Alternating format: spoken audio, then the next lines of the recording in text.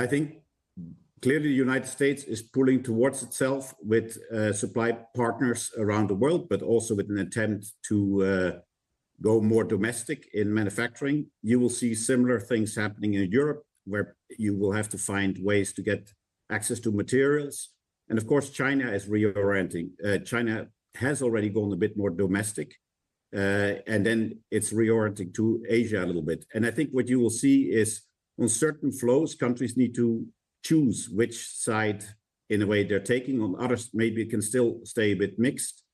You see countries trying, can I be different by trade? Can I do energy with one partner and materials with another partner?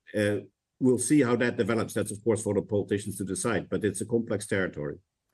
It's very interesting how some of these trends are actually changing as a result of growing protectionism. What I would like to understand is, I also believe you have done some research in terms of demographics. Tell us what are the main takeaways from that point of view, and where are the pressures coming from for, in particular, the European welfare state? Yep. I would say the discussion on demographics has always been about aging, but we looked at the wrong side of the curve of aging. We looked on the side where we looked at us getting older and sort of say that's bad news for healthcare, pensions, all that kind of stuff. But we actually didn't look as much at how much fewer children we get. The fertility rate in the West is heading towards something like 1.4.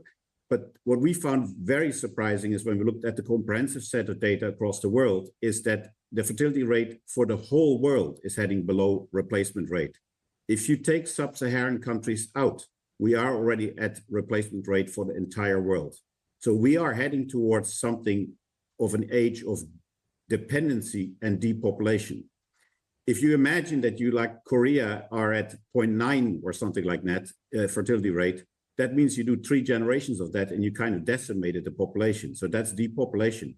But from a dependency perspective, we've moved from 1990 of 4.9 people working per non-working elderly towards what might be in 2050 less than half of that, which means we have double dependency, which threatens pension systems and so on. Now, we might be a little lucky that productivity will be rising due to robotics and AI, but we need 4 to 5 times in Europe to actually fix this dependency. We might have to work 5 to 10 years longer, and you can imagine that you might have to work out more hours per week.